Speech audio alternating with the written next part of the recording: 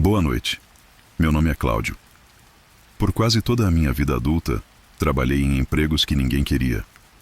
Aqueles que pagavam as contas, mas cobravam um preço diferente. Um que não vinha no rolerite. Fui coveiro, funcionário de frigorífico no turno da madrugada. E, por fim, o trabalho que me deixou as marcas mais profundas. Vigia noturno de um complexo industrial desativado. Isso foi em 2011. A crise tinha me pegado de jeito e eu estava desesperado por qualquer coisa. Um anúncio de jornal, pequeno e discreto, falava de uma vaga para vigia em um local afastado da cidade.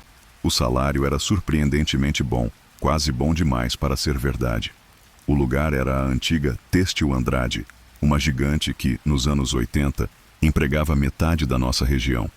Hoje, era só um esqueleto de concreto e metal enferrujado, esperando o tempo ou uma bola de demolição terminar o serviço. Meu treinamento foi feito pelo supervisor, um senhor chamado Osvaldo, que estava se aposentando. Ele era um homem de poucas palavras, com o rosto sulcado de cansaço. Ele me entregou um molho de chaves pesadas, uma lanterna que já viu dias melhores e me deu as instruções. Eram simples: fazer a ronda a cada 2 horas, checar os cadeados e, o mais importante, não sair da guarita entre uma ronda e outra. Mas a última instrução foi a que ele falou com uma seriedade assustadora. Ele apontou para o coração do complexo, o enorme galpão de tecelagem. Lá dentro, ele disse com a voz baixa, tem um relógio de ponto antigo, um daqueles de cartão. Está quebrado, desligado da força há décadas. A única regra, a mais importante de todas, é: você nunca, sob nenhuma circunstância, mexe naquele relógio. Não limpe, não toque, não tente consertar. Finja que ele não existe. O resto é só silêncio e tédio. Achei o aviso excêntrico, coisa de velho supersticioso.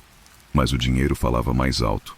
Eu concordei, peguei as chaves e naquela mesma noite comecei meu turno. Os primeiros dias foram exatamente como Osvaldo descreveu. Um tédio profundo. O silêncio dentro daquele lugar era quase uma coisa física. Era tão absoluto que eu conseguia ouvir o zumbido do meu próprio sistema nervoso. O complexo era gigantesco, corredores intermináveis, salas vazias ecoando o som dos meus passos e o galpão principal. Ah, o galpão era uma catedral da decadência. Máquinas de tecelagem do tamanho de carros pequenos ficavam paradas como animais pré-históricos, cobertas por um lençol de poeira. E no centro de tudo, ao lado da antiga sala da supervisão, estava ele. O relógio de ponto. Era uma peça de metal robusta, pintada de um verde desbotado, com uma fenda para o cartão e um mostrador de horas parado eternamente em 04:17. Como Osvaldo mandou, eu o ignorei. Fiz minhas rondas, li livros velhos, ouvi rádio baixo. Tudo normal. A estranheza começou na segunda semana. Durante uma ronda por volta das 3 da manhã, passei pelo relógio e, por puro hábito, olhei para ele. Meu sangue gelou. Os ponteiros não estavam mais em 04:17. Agora marcavam 04:18. Eu parei, o feixe da minha lanterna tremendo sobre o mostrador. Impossível. O relógio estava morto, desconectado. Devia ser minha imaginação, o sono pregando peças. Tentei racionalizar. Talvez eu tivesse me lembrado da hora errada. Continuei a ronda, mas a imagem do relógio não saía da minha cabeça. Quando voltei para a guarita, anotei em um caderno, relógio em 04:18. Na noite seguinte, a primeira coisa que fiz na minha ronda foi ir direto ao galpão. Meu coração batia forte enquanto eu me aproximava. Apontei a lanterna. 04:19. Ele tinha se movido de novo. 1 minuto. Um único minuto em 24 horas. Não era um salto, não era um erro. Era um avanço lento, metódico, impossível. O medo começou a se instalar de verdade. Um medo frio e pegajoso. O aviso de Osvaldo martelava na minha mente. Finja que ele não existe. Mas como ignorar aquilo? O relógio se tornou uma obsessão. A cada ronda, eu ia checá-lo.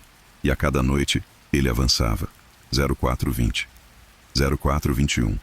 Era como observar o crescimento de uma planta em câmera lenta, uma planta venenosa que se enraizava no meu juízo. Junto com o movimento dos ponteiros, outros fenômenos começaram. Eu ouvia sons. No começo, eram sussurros distantes. que eu atribuía ao vento nos corredores cavernosos, mas eles foram ficando mais nítidos. Pareciam o murmúrio de uma multidão, o som abafado de dezenas de pessoas conversando, vindo da direção do galpão. E então, o som mais perturbador de todos. Um clac metálico, rítmico. O som inconfundível de um cartão de ponto sendo batido. Clac. Pausa. Clac.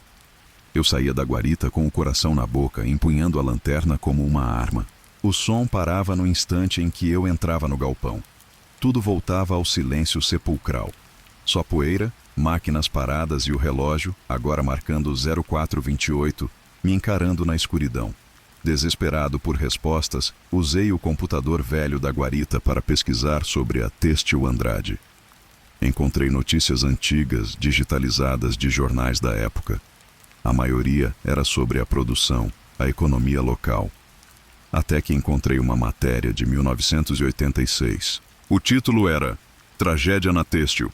Turno da madrugada termina em desastre. A reportagem descrevia um incêndio.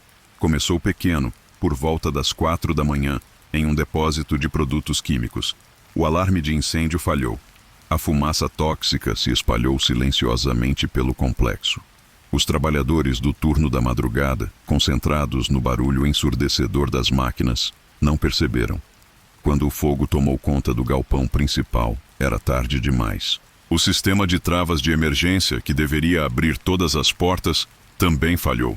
Eles ficaram presos. 12 pessoas morreram, asfixiadas ou queimadas. A investigação concluiu que a última pessoa a bater o ponto de saída antes do incêndio o fez às 04:16. O fogo começou 1 minuto depois, às 04:17, a hora em que o relógio ficou parado por décadas. O sangue sumiu do meu rosto. Eu não estava vigiando um prédio vazio. Eu estava vigiando um túmulo. E o relógio estava contando o tempo novamente. Cada minuto que ele avançava era um minuto a mais que aquelas almas não tiveram. Naquela mesma noite, a atmosfera ficou insuportável. Os murmúrios se transformaram em lamentos claros. Eu podia ouvir o som de tosse, gritos abafados. E o clac do relógio de ponto soava sem parar, um após o outro, como uma chamada fantasma. Eu me tranquei na guarita, empilhando uma cadeira contra a porta, tremendo incontrolavelmente. Eu não faria mais rondas. Que se danasse o emprego. Foi quando a luz da guarita piscou e apagou. Silêncio total. Meu rádio, que estava tocando uma música baixa, ficou mudo. E então, vindo do walkie-talkie que Osvaldo me deixou para emergências, uma voz chiada soou. Não era a voz de ninguém. Era uma colagem de vozes, todas falando ao mesmo tempo. Um coro desesperado e cacofônico. E no meio do caos, uma frase se repetia, clara e gélida. Está na hora de bater o ponto. De repente, um som ensurdecedor ecoou pelo complexo. O som de todas as máquinas de tecelagem ligando ao mesmo tempo. O chão da guarita vibrava com a potência industrial fantasma. Eu me encolhi no chão, cobrindo os ouvidos, rezando para o amanhecer. Não sei quanto tempo fiquei ali. Quando a primeira luz cinzenta da manhã filtrou-se pela janela, o barulho cessou. Tudo voltou a ser silencioso. Criei coragem e saí. O galpão estava como sempre, quieto e empoeirado. Aproximei-me do relógio de ponto, com o corpo todo doendo de tensão. O mostrador estava zerado. Os ponteiros apontavam para o topo, como se um ciclo tivesse sido completado ou reiniciado. E na fenda do cartão, havia algo que não estava lá antes. Era um cartão de ponto antigo, amarelado pelo tempo. Com as mãos trêmulas, eu o peguei. Havia um nome impresso, Cláudio. E abaixo, uma marcação de tempo, com uma tinta que parecia fresca e úmida. A hora registrada era 0500. Eu larguei o cartão como se ele queimasse minha pele. Corri para fora do complexo. Entrei no meu carro e dirigi sem olhar para trás. Nunca mais voltei. Liguei para a empresa de um telefone público e disse que não trabalhava mais lá. Não dei explicações, e eles não pediram. Até hoje, quando o silêncio da noite fica muito pesado, eu ouço um clac metálico, distante, e me pergunto que ponto eu bati naquela noite. O ponto de saída daquele inferno ou o ponto de entrada em outra coisa? Uma coisa que pacientemente ainda espera pelo meu próximo turno. Essa lembrança me assombra todos os dias. Se essa história mexeu com você e te deixou com aquela sensação de olhar por cima do ombro, deixe o seu like para eu saber que você chegou até aqui. Comente o que você acha que aconteceu naquele galpão. E se ainda não for inscrito, se inscreva no canal e ative o sino para não perder os próximos relatos. O apoio de vocês é o que me motiva a continuar.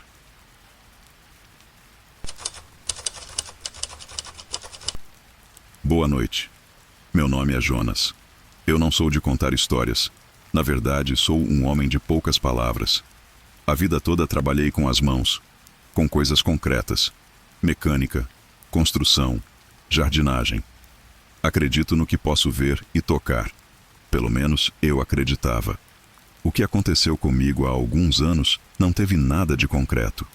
Foi silencioso, sutil. E justamente por isso, me assombra até hoje de uma forma que nenhum grito ou aparição conseguiria. Em 2018, eu estava passando por uma fase difícil. O trabalho estava escasso e eu aceitei uma oferta temporária para ser caseiro em uma chácara que estava à venda na região de Ibiúna. Não era bem um caseiro, na verdade. O dono, um empresário de São Paulo, só queria alguém morando lá para manter o lugar em ordem e evitar invasões. O pagamento não era grande coisa, mas incluía moradia numa pequena edícula nos fundos do terreno. Para mim, era perfeito. Um lugar para morar sem custo e um trabalho tranquilo. A propriedade era enorme. Quase 5.000 metros quadrados de terreno, com uma casa principal grande e moderna, toda envidraçada, uma piscina, um pomar e um jardim bem cuidado. A casa principal ficava trancada. Eu só tinha a chave para emergências. Minha rotina era simples. De manhã, eu varria as folhas, inspecionava as cercas, limpava a piscina. O resto do dia era meu. O silêncio era total. Nas primeiras semanas, foi uma paz que eu não sentia há anos. A primeira coisa estranha foi pequena. Tão pequena que eu mal registrei. Eu tinha um ritual diário. Depois de limpar a piscina, eu esticava a lona de proteção sobre ela e prendia todos os elásticos nas bordas.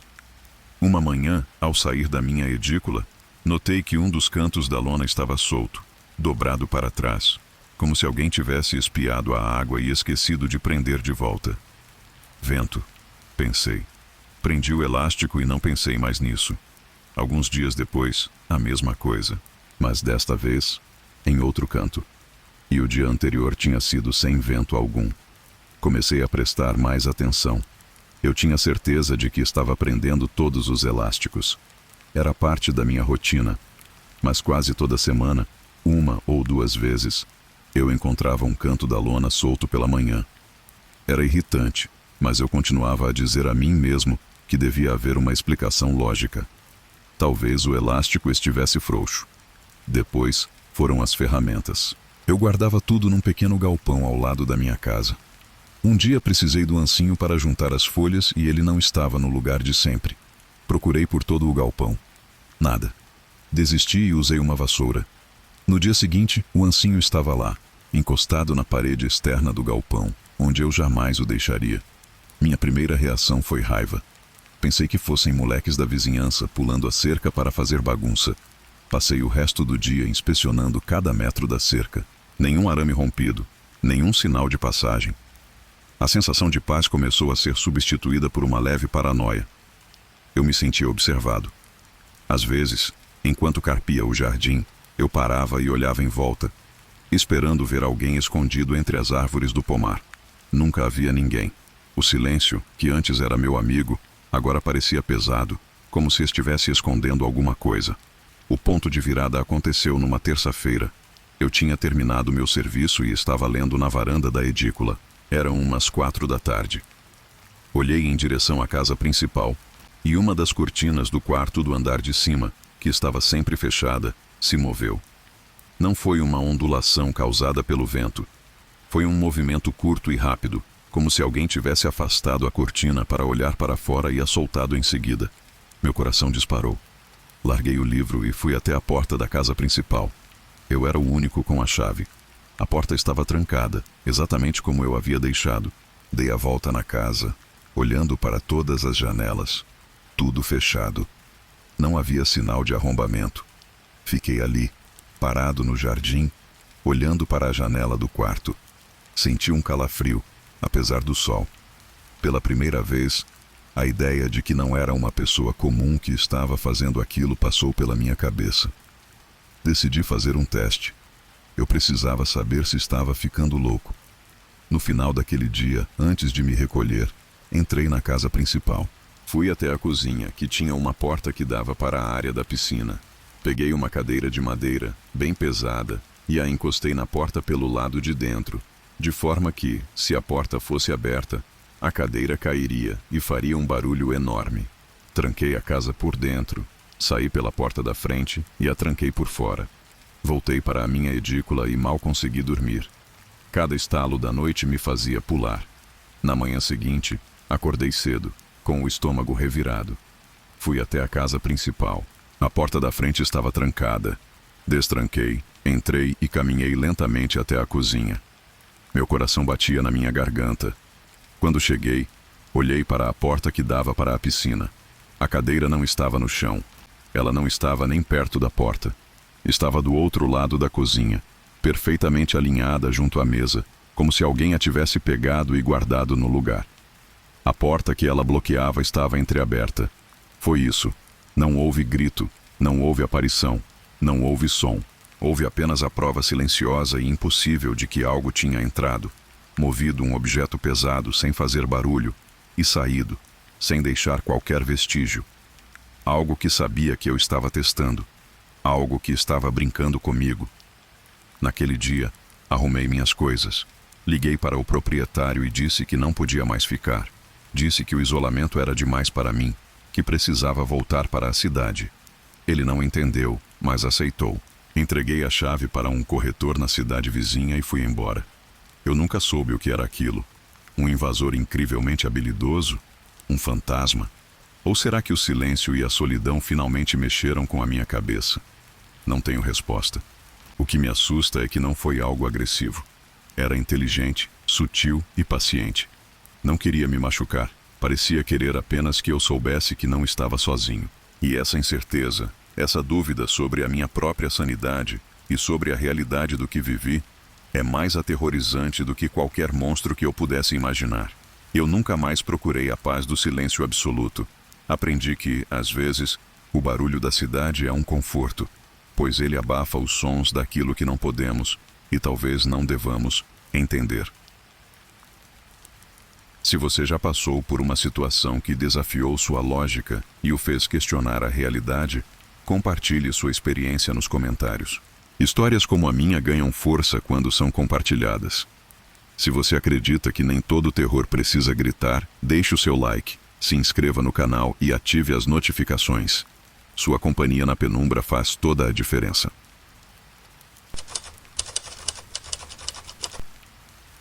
Boa noite a todos. Meu nome é Clara. Por 12 anos eu fui paramédica. Trabalhei no SAMU, quase sempre no turno da noite.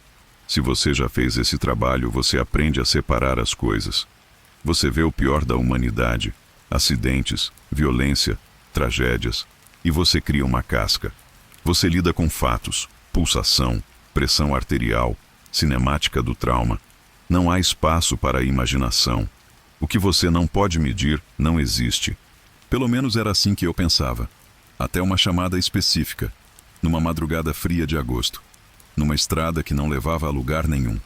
Meu parceiro naquela época era o Ricardo, um cara gente boa, mais novo que eu, mas muito competente. Estávamos juntos na mesma viatura há quase 2 anos. A gente se entendia no silêncio. Um olhar bastava. Aquela noite estava sendo atipicamente calma. Poucas ocorrências, a maioria sem gravidade.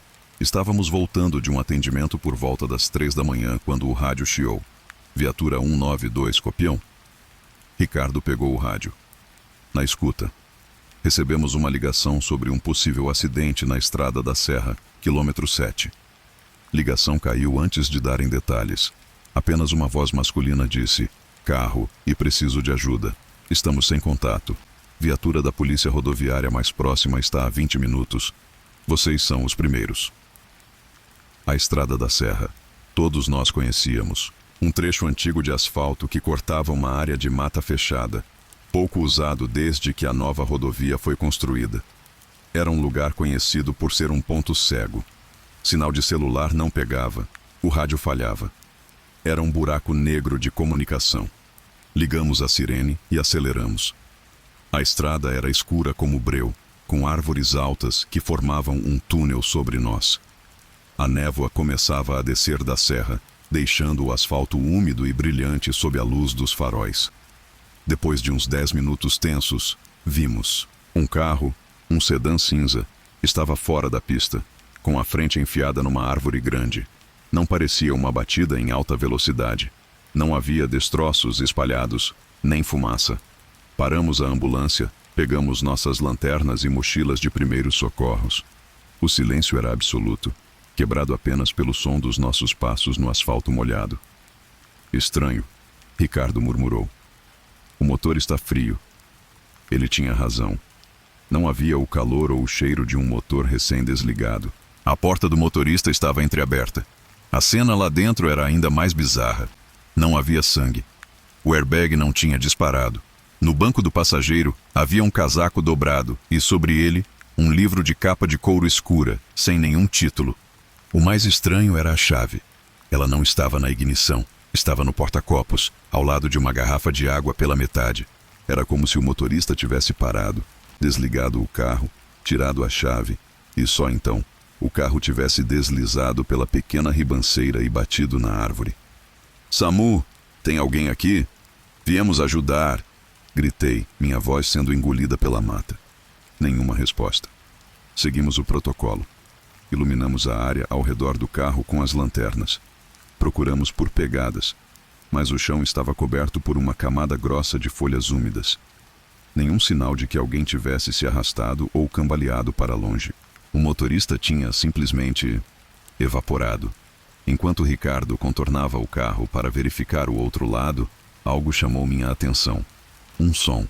Era um zumbido baixo e constante, quase na fronteira da audição, como o som de uma linha de alta tensão, mas não havia torres de energia ali. Era melódico, mas sem uma melodia definida.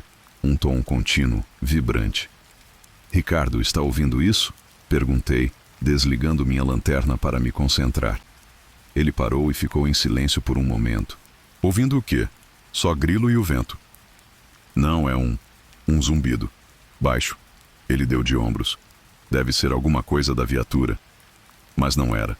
O som parecia vir de dentro da mata, de todos os lugares e de lugar nenhum ao mesmo tempo. Era profundamente perturbador. A polícia rodoviária chegou 20 minutos depois. 2 policiais saíram, claramente incomodados por terem que ir até ali. Relatamos o que encontramos, ou melhor, o que não encontramos. Eles fizeram a busca padrão, correram a placa do carro. Pertencia a um homem de 45 anos chamado Silas Martins, professor de história, morador de uma cidade vizinha.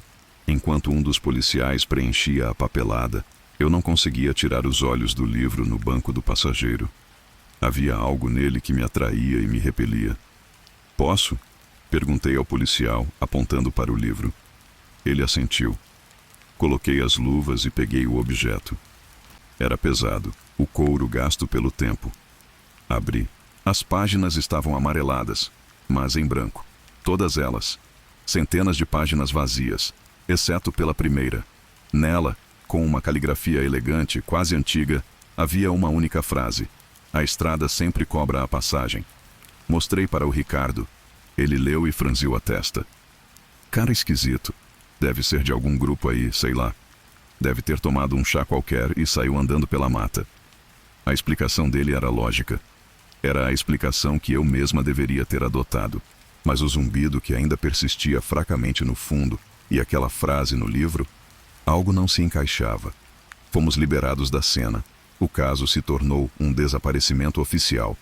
Nos dias seguintes eu lia as notícias. Silas Martins não tinha inimigos, não tinha dívidas. Era um homem de família, querido pelos alunos. Sua esposa, em prantos na TV, disse que ele tinha saído para visitar a mãe doente em outra cidade e pegou a estrada da serra como um atalho, algo que ele raramente fazia. Ninguém o viu. Ninguém soube de nada. O caso esfriou. Mas para mim, Não. O zumbido voltou. Não o tempo todo, mas em momentos de silêncio. Às vezes, no meu apartamento, no meio da noite, eu o ouvia por um segundo. Ou no chuveiro, por baixo do som da água. Eu estava ficando obcecada, dormindo mal. Ricardo notou minha exaustão. Larga isso, Clara. A gente vê coisa estranha todo dia. É só mais uma. Eu tentei. Juro que tentei. Cerca de um mês depois estávamos em outro turno. Era uma noite tranquila. De novo. Estávamos voltando para a base, passando por uma avenida movimentada. O silêncio dentro da viatura era confortável. Até que Ricardo o quebrou. Clara, ele começou, sem tirar os olhos da estrada. Aquela noite, na serra, eu também ouvi. Eu me virei para ele, meu coração dando um salto. Ouviu o quê? O zumbido, ele disse a voz baixa. Eu ouvi. Só não quis falar nada. Achei que estava ficando maluco. Parecia, sei lá, parecia que estava chamando a gente para dentro do mato. O alívio de não estar sozinha foi imediatamente substituído por um terror ainda maior. Não era minha imaginação. Era real. Nós dois ouvimos. Aquele foi o começo do fim da minha carreira. O mundo, que antes era feito de fatos e lógica, agora parecia ter rachaduras, pequenas fissuras por onde o impossível vazava. O caso do professor Silas nunca foi resolvido. Ele se tornou mais um número nas estatísticas de pessoas desaparecidas. Mas, para mim, ele se tornou um fantasma. Não um fantasma que assombra, mas um que representa uma questão. A questão do que existe naqueles pontos cegos do mapa. Naqueles momentos de silêncio. Naquelas estradas que ninguém mais usa. O que acontece quando alguém simplesmente sai da realidade? Eu pedi demissão 6 meses depois. Não conseguia mais. Cada chamada para um lugar escuro e isolado me enchia de um pavor que eu não conseguia controlar. Hoje trabalho com logística, num escritório barulhento com telefones tocando e pessoas falando o tempo todo. É um caos bem-vindo. Mas às vezes, quando fico até tarde e o prédio se esvazia, eu ouço o zumbido e me pergunto se a estrada ainda está chamando e para quem será a próxima cobrança. Existem lugares que parecem operar sob outras regras. Se você já esteve em um lugar assim, ou ouviu um chamado que não conseguiu explicar, conte sua história nos comentários. O terror compartilhado se torna um pouco mais suportável. Não se esqueça de deixar o like se esta história ressoou com você, e se inscreva para não perder nosso próximo encontro com o inexplicável.